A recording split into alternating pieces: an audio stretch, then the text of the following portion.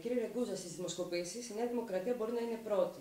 Δεν έχει φτάσει όμως στην αυτοδυναμία. Στο ενδεχόμενο να μην εξασφαλιστεί αυτοδύναμη κυβέρνηση της Νέας Δημοκρατίας, θεωρείτε ότι είναι αναπόφευκτη η νέα προσφυγή στις κάλπες?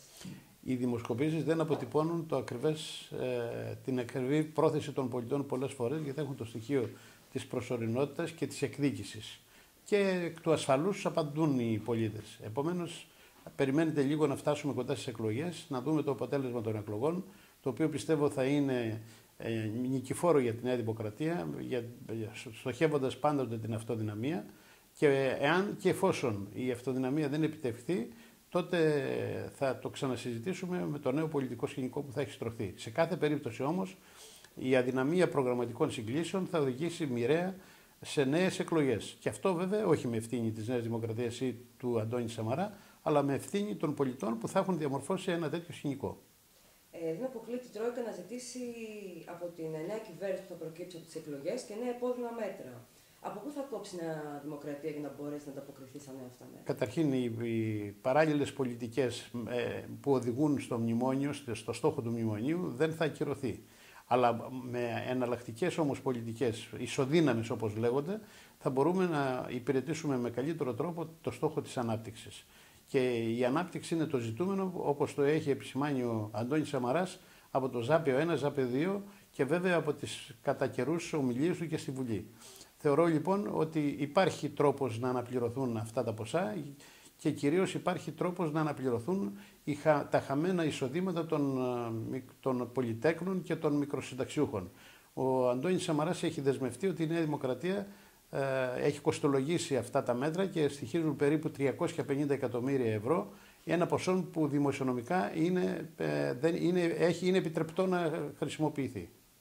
Η Ελλάδα έχει γίνει πόλος έλξης για χιλιάδες παράνομους μετανάστες. Η δημιουργία στρατοπέδων φιλοξενίας μεταναστών έχει προκαλέσει και τις εντονότερες αντιδράσεις των τοπικών κοινωνιών.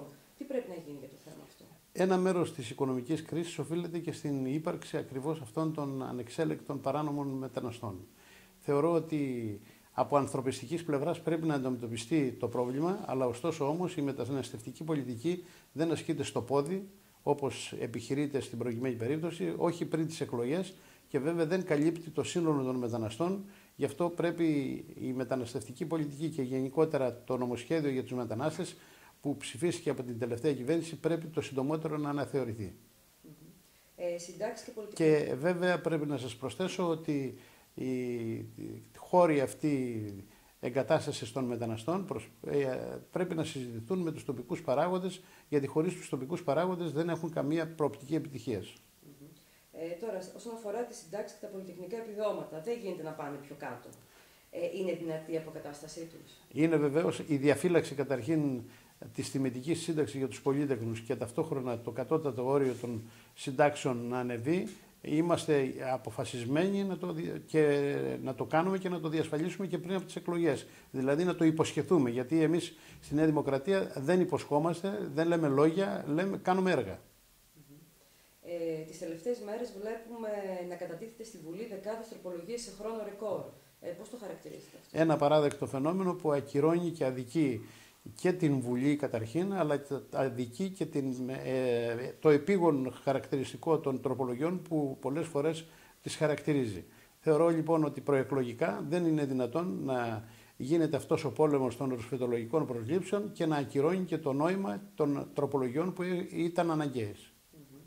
Τώρα για τα νέα κόμματα που παρουσιάζουν αυξημένα ποσοστά στις δημοσκοπήσεις, ποια είναι η γνώμη σας? Τα κόμματα ευκαιρίας δεν έχουν πολύ μεγάλη διάρκεια.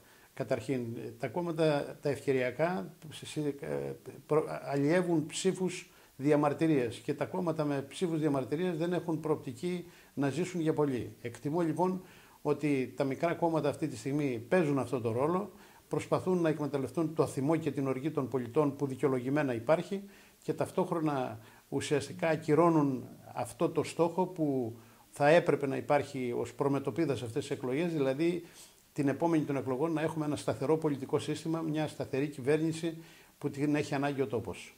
Για την κατάσταση που έχει φτάσει σήμερα η χώρα μας, ευθύνες δεν έχει όμως και η Νέα Δημοκρατία? Αναμφίβολα έχει ευθύνες, αλλά δεν κατανέμονται ισομερώς. Γιατί κάποιοι προσπαθούν να κάνουν καταμερισμό ευθυνών με 50-50. Δεν είναι όμως τα πράγματα έτσι.